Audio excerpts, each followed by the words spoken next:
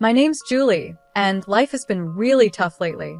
Just 5 months ago, I walked away from what I thought was my forever love story. On top of that, my grandma is slowly losing herself to dementia, and it feels like everything is closing in on me. I was at work in the local library, trying to focus on putting books back on the shelves, but my mind was far away, thinking about Grandma. That's when my best friend Cheryl walked in, her face full of concern, like she was about to tell me something serious. "Julie, you look terrible," Cheryl said bluntly, standing with her hands on her hips. "Thanks, Cheryl. You always know how to lift my spirits," I replied, my voice dripping with sarcasm. "No. Seriously, Julie, this isn't good. You need someone to talk to, like a professional," she insisted, her gaze softening. I knew she was right. The sleepless nights and constant stress were wearing me down. So, I sighed and said, "Maybe you're right. Do you know anyone?" She nodded eagerly. "Dr. Thompson. I've heard he's really good with cases like yours. I'll text you his info." I wasn't sure about opening up to a stranger, but something had to change. The very next day, I found myself sitting in Dr. Thompson's office. It was a cozy room with soft lighting and way too many diplomas on the wall. He was older, maybe in his late 50s, and had a calm presence that made the room feel a little safer. "So, Julie, tell me what's been bothering you," he began, his voice calm and reassuring. "Where do I even start?" I thought. "It's everything," I said, managing to get the words out. "I left my fiancé, my grandma is sick, and I just feel stuck." Dr. Thompson nodded, writing something down. "It sounds like you've got a lot on your shoulders. Let's work through it together," he said. As the sessions went on, I found myself telling him things I hadn't even admitted to myself.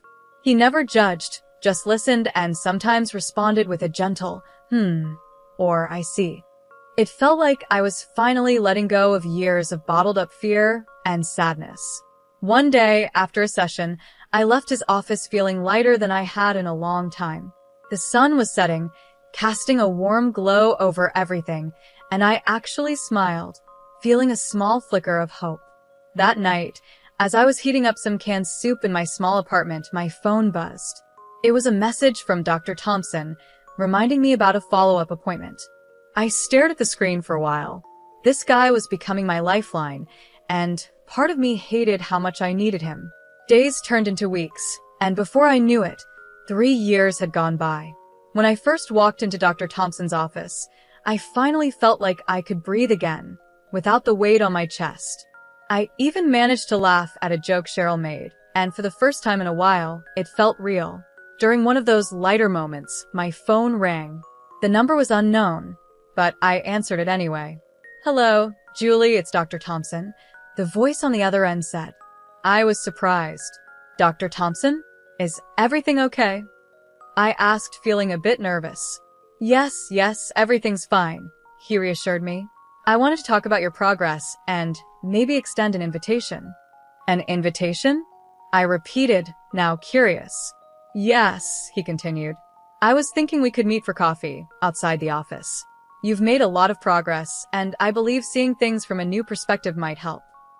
I hesitated, biting my lip. This felt unfamiliar. "Isn't that against some kind of rule or something?" I finally asked. There was a brief pause. "Well, you're not my patient anymore. I just thought it would be nice to catch up in a more relaxed setting," he replied. Something in the way he spoke made me agree. "Okay, sure. Coffee sounds nice," I said, ignoring the nervous flutter in my stomach. We met at a local cafe the following Wednesday. It felt strange seeing him outside the office, dressed in jeans and a casual shirt. He seemed like a regular guy, almost different from the professional I was used to. "You look well, Julie," he said with a warm smile as he greeted me. "Thanks, Dr. Thompson. I'm feeling better, too," I replied, tucking a loose strand of hair behind my ear. "Please call me James." "We're not in the office now," he said with a light laugh. I nodded, feeling a bit awkward. "Okay, James." Surprisingly, the conversation flowed easily. We talked about all sorts of things. He shared how much he loved hiking and how he always wanted to visit the Grand Canyon. I told him about my new hobby, painting something I had started as a way to cope. As we sipped our coffee, he leaned in a little, his eyes serious but kind. "Julie, I've watched you grow and overcome so much. You're incredibly strong, you know that?" he said. I blushed, not used to such direct compliments. "Thanks. I guess I had a good therapist," I replied with a small smile. He chuckled. "Well, I can't take all the credit. You did the hard work." We kept talking, not even noticing as the cafe started to empty out. It was only when the waiter came to clean up that we realized how much time had passed. "Looks like it's time to go," I said with a smile. I felt a twinge of disappointment as I said goodbye. James stood up and offered his hand to help me. "Julie, I've enjoyed this more than I thought I would. Would you like to do this again? Maybe dinner next time?" I hesitated, feeling a mix of excitement and caution inside me. But when I looked into his kind eyes, I found myself nodding. "Yeah, dinner sounds great." Our dinners and casual meetups quickly grew into a full-blown romance. Before I knew it, James and I were inseparable. He was attentive, caring, and always there to help, especially with my grandma's situation. I thought I'd found the perfect person and that my life was finally turning around. But after the wedding, things started to change, or maybe I began to see his true self. It started small. He'd make comments about my friends like, "You're better off without them," or "They don't really care about you." At first, I brushed it off, thinking he was just being protective. But then it got worse. He became possessive, always needing to know where I was and who I was with. His control slowly took over every part of my life. He insisted that I quit my job, saying, "You don't need to work. I can take care of everything. Trust me, Julie." It wasn't about money for me.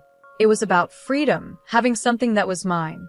But still, I found myself agreeing, quitting my job, and becoming completely dependent on him. That had been his plan all along. Soon after, the isolation began. He'd check my phone, monitor my calls and texts. "Who are you talking to? Why are you laughing? Tell me," he'd demand, his eyes wild with a frightening intensity. "It's just Cheryl. You know her." I'd stutter, feeling like a child caught in a lie. "Cheryl, huh? She's no good for you. I don't want you talking to her anymore," he'd snap. It was crazy. I felt like I was losing my mind. One day, I couldn't take it anymore. I confronted him, my voice trembling but loud. "I can't do this, James. I can't live like you're my jailer. I need my life back." He just laughed, a cold, heartless sound that echoed through the house. "Your life, Julie? Your life is with me now. And if you even think about leaving, what about your grandma? Without me, she's out on the streets. Remember that." I was trapped.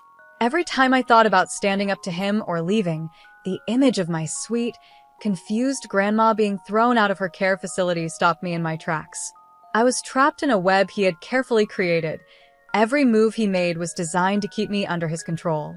The only peace I found was at night, when I could cry silently in bed, without him noticing. I'd lie there, the man I once loved snoring next to me, wondering how I ended up in this nightmare. How did the kind, caring man I married turn into such a monster? Looking back, I realized the signs were there all along: his need to control me, his disregard for my friends, and his push for me to quit my job. But I was blind, desperate for love, and now I was paying the price. I knew I had to do something. I couldn't keep living like this, or rather, barely living.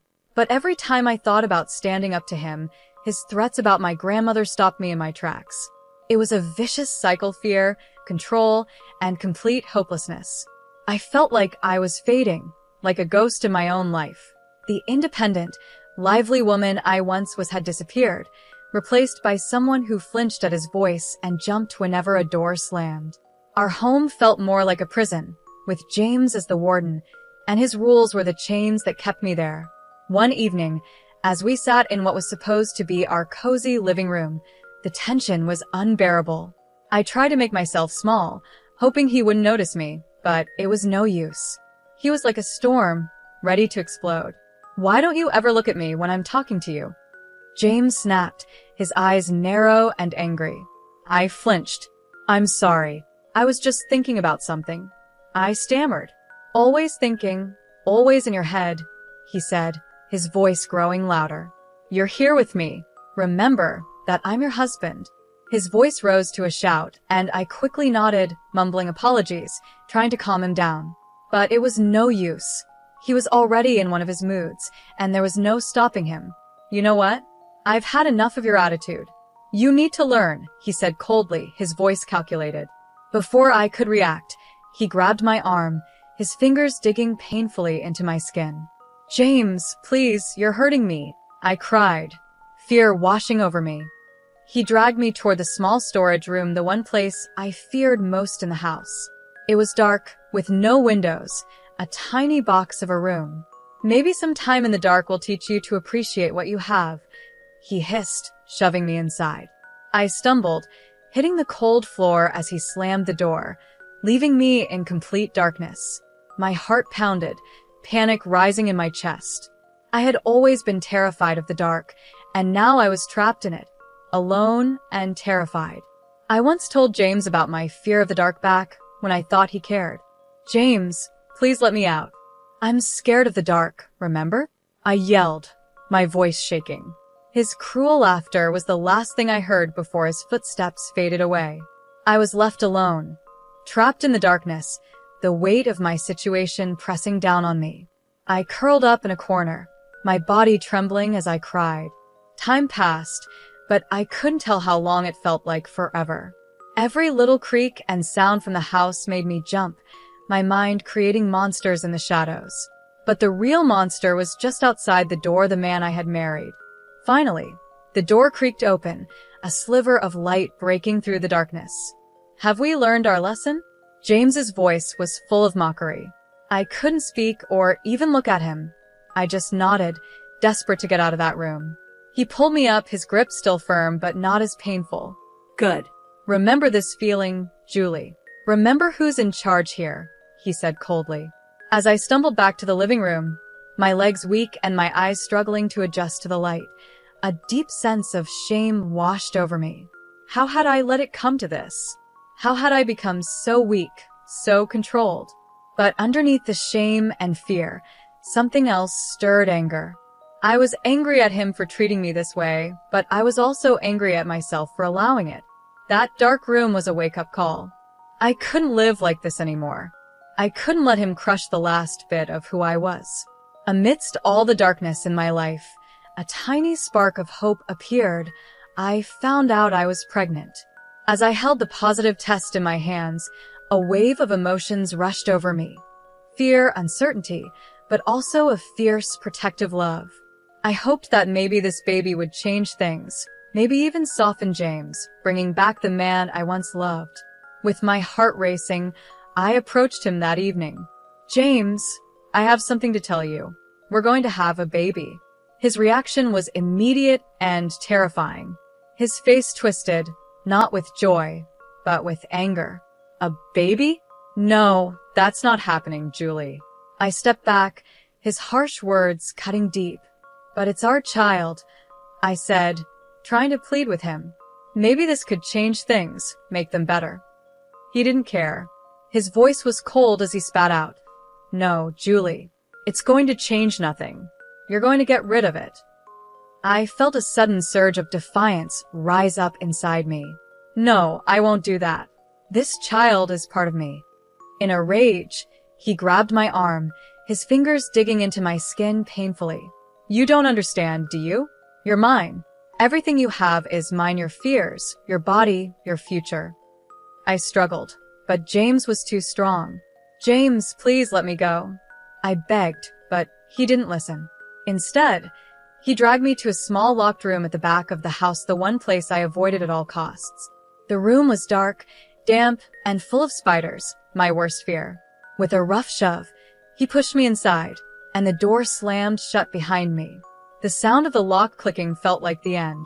My heart raced as I heard the spiders moving in the darkness. I was trapped, the tiny space closing in on me, and the terror of the spiders taking over. "Let's see how long your maternal instincts last now," James taunted from the other side of the door. I screamed and pounded on the door, but it was no use. Hours passed in that dark, horrifying room, and my mind raced with fear for both myself and my unborn child. How could I bring a baby into this nightmare? Finally, the door opened, and James's silhouette appeared in the doorway, a smirk on his face. Well, have you thought it over? Are you ready to get rid of the problem now? I was weak, terrified, but still determined. Through my tears, I whispered, "No, that small act of defiance cost me. He left me there even longer, the spiders my only company." The last thing I remember was collapsing to the floor and fainting. When I woke up, I was in a hospital room, surrounded by the sterile white walls and the beeping of machines. I felt disoriented at first, but then the memories came rushing back. James, the spiders, the darkness. A shiver ran through me. But beneath all the fear, something else stirred, a fierce protective love for the tiny life growing inside me. I knew I had to act, not just for myself, but for my baby. As soon as I was alone, I quietly pulled out the phone I had hidden and dialed my cousin, Charles, who worked with the FBI.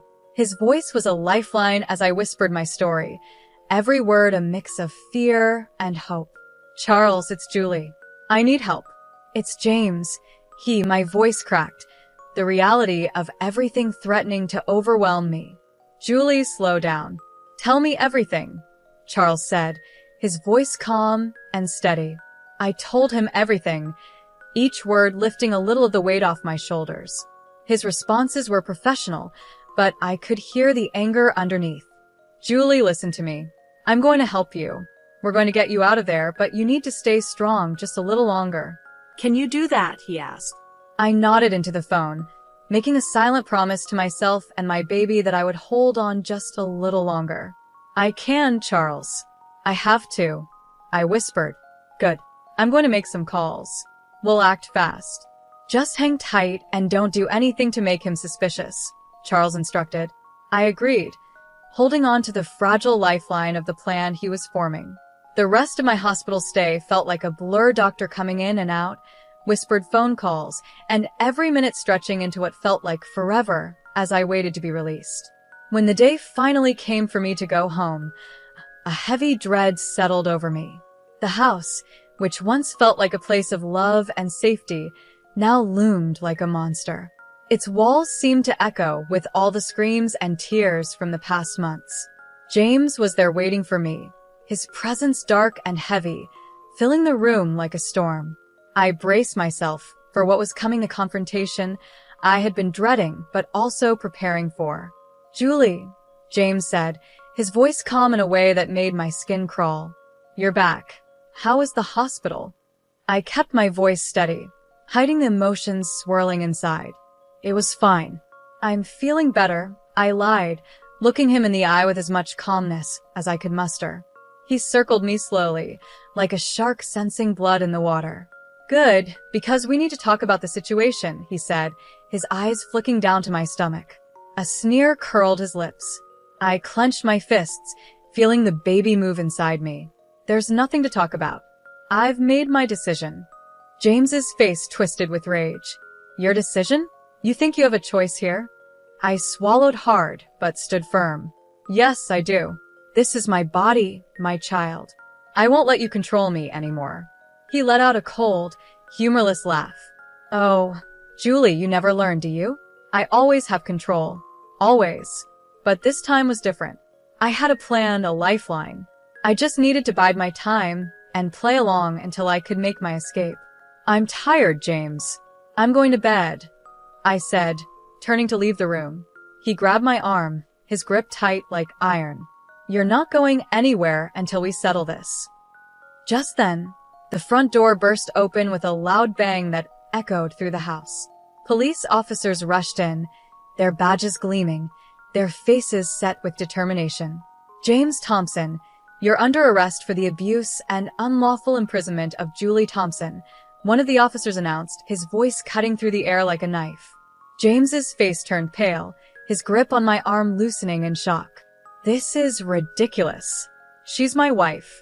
"She's lying," he shouted, but I wasn't alone this time. Charles stepped in behind the officers, his face filled with fury. "No, James. You're the liar. We have everything, the recordings, the testimonies. It's over." James's eyes darted around, searching for a way out, but there was none. The officers handcuffed him, reading him his rights as he continued to protest, shouting denials and threats. As they led him away, he met my eyes one last time, his face a mix of disbelief and rage. But this time, I didn't flinch. I didn't cower. I was finally free. I met his eyes without flinching, the fear inside me replaced by a strong sense of justice. After the chaos settled, Charles walked over, his expression soft. "Julie, are you okay?" I nodded, tears filling my eyes. "Yeah, I think so. Thank you, Charles. Thank you for everything." He hugged me tightly, a warm, protective embrace. "Always, Julie. Always." The house felt strangely quiet after everyone left. James's shadow still seemed to linger in the corners, but for the first time, I felt peace. The confrontation had been terrifying, but it was the first step toward a new life for me and my child. The world seemed brighter, the air fresher. The chains of fear and control were finally broken, leaving room for hope and a new beginning. With James now facing the consequences of his actions, I could finally breathe and plan for the future. I moved back into my old apartment, and its familiar walls welcomed me. It needed some work, a bit of paint here, a new picture there, but it was mine. As I unpacked a box of old photos and memories, there was a knock at the door. I opened it to see Cheryl, her face lighting up with a wide grin. "Julie, look at you. Free and glowing," she exclaimed. I laughed, the sound light and real. Cheryl, come in. "I've missed you." We sat down, surrounded by half-unpacked boxes, with a pot of coffee between us. "So, what's the plan now?" Cheryl asked, her eyes bright with excitement.